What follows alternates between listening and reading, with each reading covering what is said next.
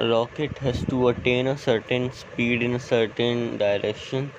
This is analogous to what we call in man the rate of resultant intensity or the flow of resultant intensity. They say the speed required to break away from the gravitational pull of the earth is 25,000 miles an hour. Analogically, the equivalent we have in yoga is 2 plus Zen yoga units.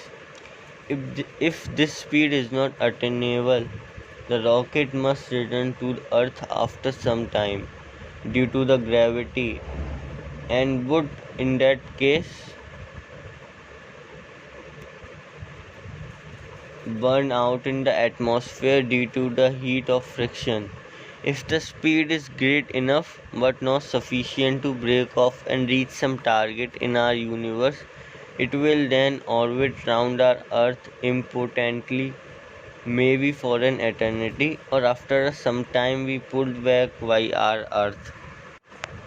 In the same way, if a man cannot attain the rate of intensity he remains bound to the gravitational pull of life, or come back again and again to this flow of life, or lives his life impotently like a machine. The gravitational pull is the inherent property of the earth, and the gravitational pull of life is also the inherent property of the flow of life, which we in a human being call the life of inertia and pleasure, or the life of least resistance. We have a race now become conscious of the gravitational pull of our earth, the speed that is required to break away from such a pull, and are also aware of the result of immature attempts or insufficient speed to break away. In these days of such consciousness, we ought to understand much better and be able to work out much more easily the internal resultant, so that the immature and inefficient methods to break away from the pull of life we substituted by the better ones of Zen Yoga. When a rocket has to develop such high speed, care is taken to see that the material is composed of stands the strain even at critical speed, and also of the heat created by friction when traveling through the atmosphere. One also take care to see that the right type of fuel is made use of. The corrective methods and the three-step rhythmic breathing, the care with which we select and create new materials for making it possible for a human being to attain that intensity to break off from the gravitational pull of life is our material.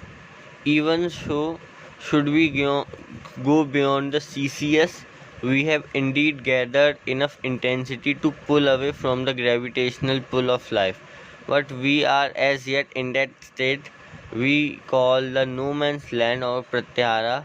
We are now neither here nor there. Let us also compare what should or would happen to the man who would reach the CCS. He will indeed be free from the inherent pull of life if we were now to shoot out, but as yet not being prepared with right knowledge to reach the certain destination, and without a proper chart he would not be able to land wherever he wants, and there is every chance that he will fly past his destination, or burn out, or harm himself, or be held in bondage elsewhere unconsciously. As yet he is unable to come back at will. However nice and good and high with this new found freedom, or shall we say new found bondage.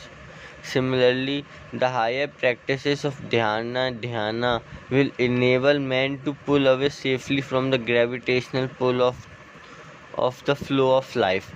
Take this thought for serious thinking: is the supreme creator the God of our universe? And if you should find this thought a little difficult, think seriously on.